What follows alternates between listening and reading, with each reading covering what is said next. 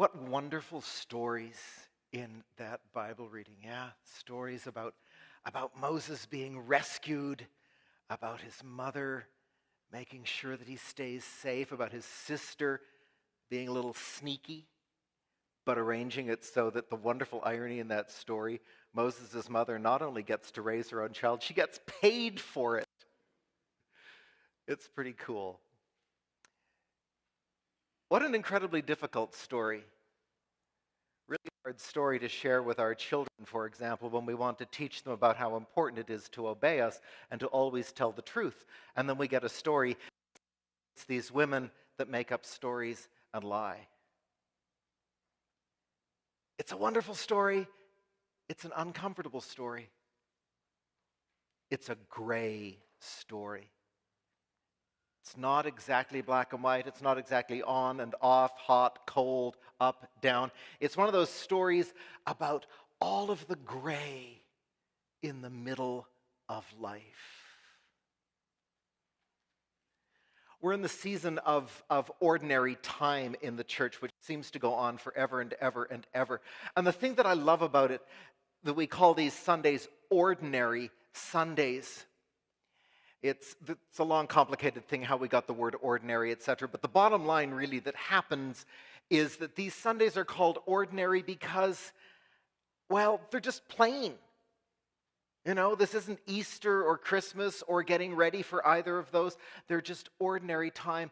And it's a long season of time because most of when God is with us is in the everyday. Not the big celebrations, not the huge days. The everyday things. That's where we live. That's where we make our decisions. So I thought of another story. And it comes in the book Huckleberry Finn. I'm hoping many of you read Huck Finn. It's such a wonderful, wonderful novel. I know it got in a little controversy there because in telling an amazing story about how wrong racism was, unfortunately it used racist language. So that's always makes it a bit difficult. But it's a wonderful book about that. And the climax of Huckleberry Finn comes towards the end in a chapter called You Can't Pray a Lie, which is a great title, I got to admit. And in this one, poor Huck is stuck in a moral dilemma because he's feeling like things just aren't working out well for him. And he gets told that the reason they're not working out well is that he's got a guilty conscience. There's something he's done that's wrong that's hanging over him, and he's got to take care of it. Well, come to find out what it is Huck knows about a piece of stolen property, and he knows where it is, and he could tell the owner where the stolen property is, and she could get it back.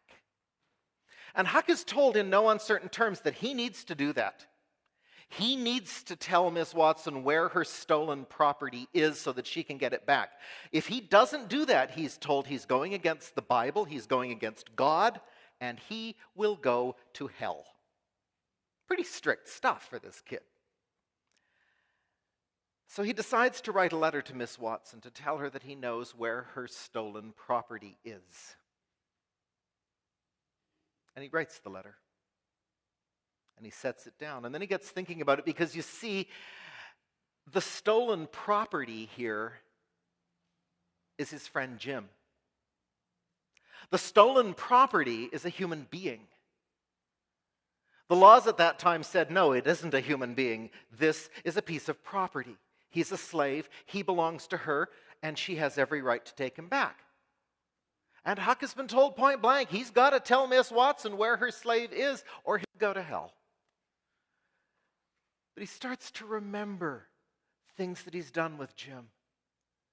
He starts to remember what an incredible friend Jim has been to him.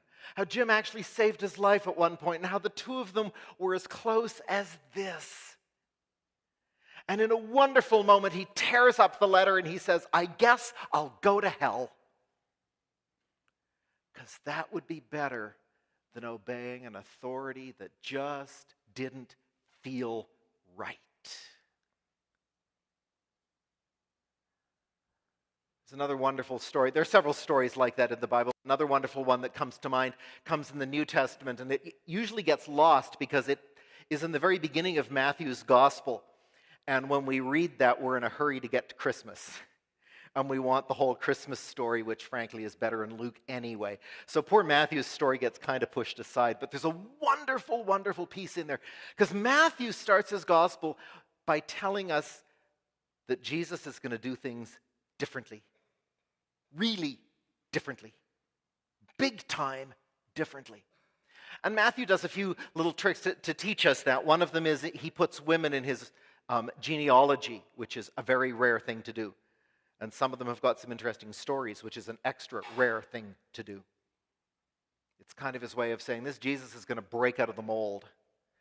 And then he tells this story about something that Joseph does, Jesus' foster father or adopted father.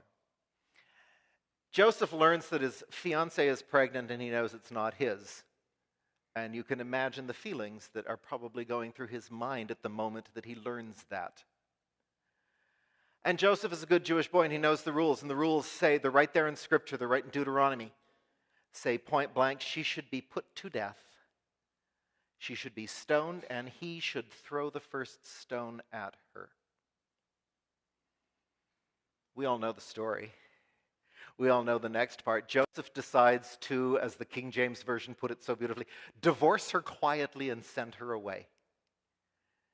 Joseph decides that Mary should be sent to another town, and once she gets to the other town, she could tell them that her husband died, and that's why she's alone, and no one would ever question things, and life would go on. But what he does in that moment is he decides that Scripture is wrong. What a way to begin the story of Jesus, God's chosen one, than by telling a story that right off the bat his father decides Scripture is not always right. These are not the most comfortable of stories. As a parent, I think of times when I wanted my kids to know that there were black and white rules, and you don't lie, and you respect authority, and you don't make up stories and challenge authority with them. And then we get the Bible giving us stories that tell us exactly the opposite. This is a very well-constructed story in Exodus. This is a story that does not have mistakes, and it is not a story that someone just slapped together. Over the years, over the generations that this story was told, it was very carefully crafted that we would not miss the things that are in it, that we would notice right off the bat that there's a king with no name, which is really, really shocking in an ancient story. And there are people who are named, and they're women, which is pretty rare, I'm afraid to say, in ancient stories. And not only are they named, they conspire against the nameless king. They conspire against his rulings. They get rewarded by God. Shiphrah and Puah tells us right there in the story, God rewards them because they lied. I don't know about you, but this is not my favorite passage when I'm trying to talk to the kids about being honest, Except that it tells us, it reminds us in no uncertain terms that life is gray. We want it to be simpler. We want it to be on, off, left, right. Okay, I did that wrong. Right, left, whatever. Up, down, black, white. We want the simple answers and the simple solutions. It would be so easy if I could say, okay, you want a decision on this? Let's just whip open the Bible. There's our answer. No ifs, ands, or buts. Boy, that would be easier. But it doesn't work. It just doesn't work. Because we live in the gray. We live in the in-between times, and there's always this hand and that hand and this hand and that hand and this, but there could be that, but also that, and oh that, and all these things conspire together. Now, one solution is to go to the opposite extreme and try and continue in the black and white mode, but just decide, okay, I'll just figure things out for myself. So I'll make a list of the things that I like, and I'll just tell everybody that they're right. Not good. The real option for us, and again, this story tells us this. See, people don't make decisions in this story all on their own. They do them in consultation with others. And I think that that's there very intentionally as well to remind us that when we're unsure, or even when we're darn sure that authorities are telling us to do things that we know are wrong, the solution is not just to say, you're wrong, forget it. This Exodus story reminds us how good it is to consult with others, to talk with someone else and say, what do you think about this? This doesn't quite work, does it? Someone's telling us to go and kill people. That does not sound right to me. Maybe there's another option. Maybe there's another way. And in that back and forth and that give and take, it's a way to kind of check and go, it's not just me coming up with my ideas, because I'm afraid to admit it, but I know that there are times when I'm very wrong too. But as we have those conversations, as we turn to Scripture, and as we look at history, and as we look at the way things work in our world, together we can find solutions that affirm life. And that's what this story wants us to get. Last story that I thought of when I read this is a wonderful piece from Fiddler on the Roof. Fiddler on the Roof, as you may know, is based on a number of stories by Isaac Bashevis Singer. Stories about a poor man called Reb Tevye and all of the challenges to his life that come primarily from his daughters. And he has 5 daughters, and I've always wondered, does he have 5 daughters? Because there are 5 rebellious women in this Exodus story. Because a lot of what he goes through is very similar to this. These daughters challenge their father. And they don't do it by saying, how do we get even with Dad? They do it because they're just living life. But poor Tevye is tied, as we all know if you've ever seen or even probably just heard of Fiddler on the Roof. Tevye is bound by tradition. And he thinks that if he just follows tradition, that will give him every answer he ever needs for everything. And then along comes one daughter who breaks one of the rules. And suddenly he has to struggle with that. And another daughter does it. And another one. And he manages to get through those, but there's one that breaks him. And that's when his daughter Chava decides to marry a Christian. And poor Tevye, who is so bound by his Hebrew tradition, just can't let that one go through. And I don't know if it's because he really has problems with that specific issue or if it's more the case of, I've had it. Okay, you guys have pushed me one too many times. I'm digging my heels in on the next one. I don't care what it is. I'm just digging my heels in. But in any event, he cannot find a way to deal with this.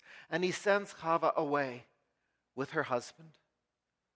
And they sit Shiva for her, which is a Jewish thing, kind of like a wake, but it's part of symbolizing that even though she's physically still alive to him, she is now deceased. She does not exist anymore. Because he's trying to deal with it in the black and the white, because that's the easy way. That's what he knows. That's what he's spent his life being told will work. It's either yes or it's no. It's up or it's down. At the very end of Fiddler on the Roof, when they have to leave Anatievka, Chava comes to tell her parents where she and her husband Fietka are going. And Tevye doesn't want to talk to her. But as she's leaving, under his breath, he mutters, "Go with God." It's still hard for him to admit it, but it's this wonderful recognition of the reality that life is gray. That for every hard and fast rule, there is a yet. There is an exception. For every time that we think we have the answer, something comes along to say, hold on. There isn't really any resolution to it, other than to always open ourselves to that reality, remind ourselves of that truth, and be open to the fact that there might always always be another way of looking at